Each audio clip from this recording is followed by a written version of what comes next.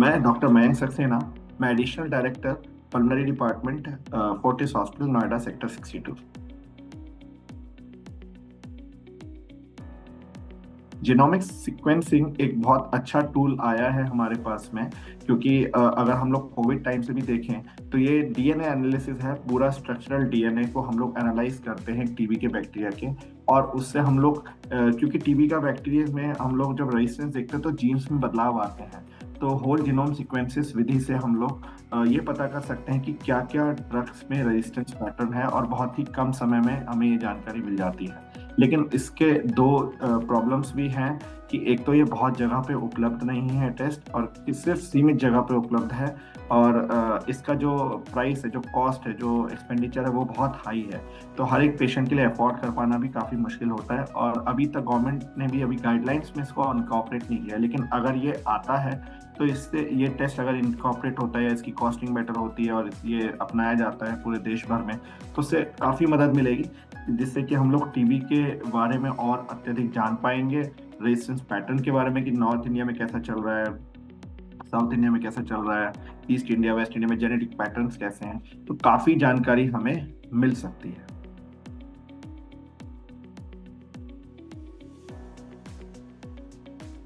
TB की research बहुत ही एक मुद्दा है, क्योंकि टीबी का अगर हम लोग देखें, आज की डेट में हमारे पास कोविड की वैक्सीन है जो कि पिछले 2 साल में इन्फेक्शन है, लेकिन टीबी की वैक्सीन नहीं है। तो कहीं ना कहीं पे एक एथिकल लिमिटेशंस हैं जो कि रोकती हैं इसकी रिसर्च में, रुकावट बनती हैं। हमें दो तीन चीज़ें समझनी पड़ेंगी, इसमें तीन एस्पेक्ट हैं। एक तो डायग्नोसिस, जहाँ पे हम लोगों को लैब टेस्ट में कैसे हम लोग इसको डायग्नोस कर सकते हैं। दूसरे ट्रीटमेंट में, और तीसरा पेशेंट को आगे फॉलोअप में लाइफस्टाइल को कैसे हम लोग मैनेज करेंगे। तो इन तीन तरीके से हमें एथिकली सोचना पड़ता है। टेस्ट में हम लोग अगर कोई टेस्ट करते हैं, किसी भी नए टेस्ट में हम टीबी डायग्नोस करें पेशेंट को, उसके लिए हमें इन पैरेलल अपने पुराने टेस्ट भी करने पड़ेंगे।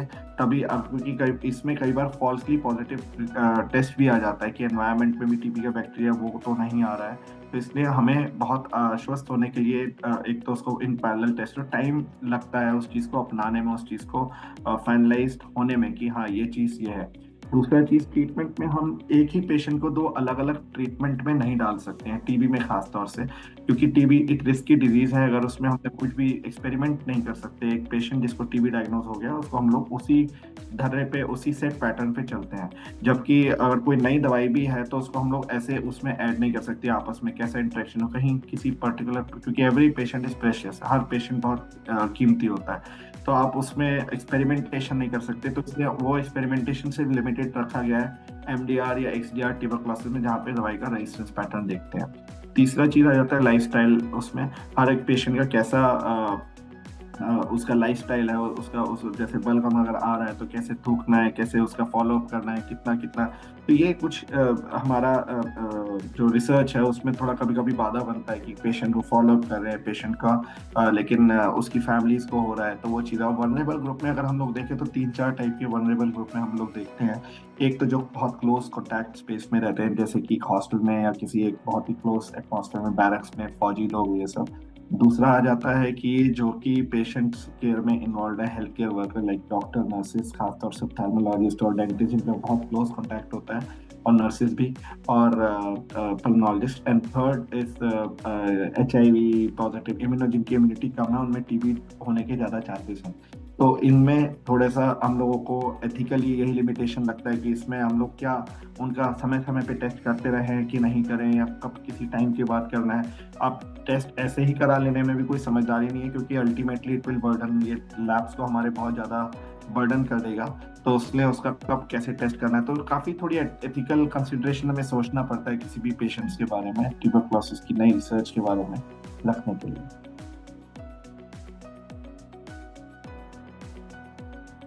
खास तौर से अगर मैं देखूं, ये बहुत गहरा, बहुत अच्छा सवाल है, क्योंकि आज की डेट में मैं आपको दो तीन सिनेरियो बताऊंगा जहां पे हम लोगों ने ये परेशानी देखी है।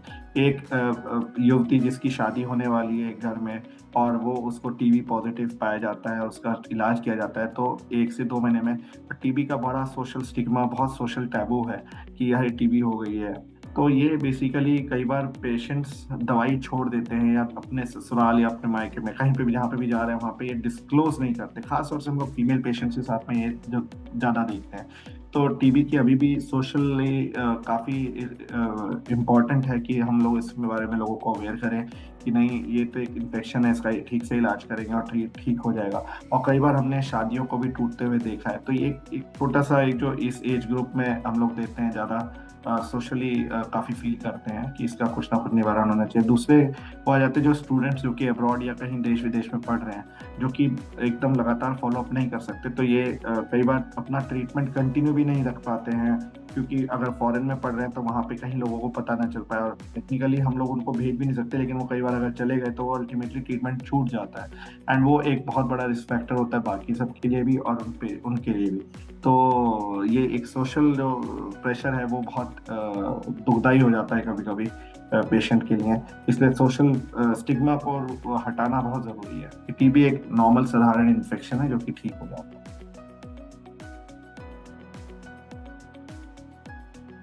मेरा सिर्फ ये संदेश है कि टीबी अगर आता भी है तो घबराए नहीं, उसका बिल्कुल कड़ाई से मुकाबला करें।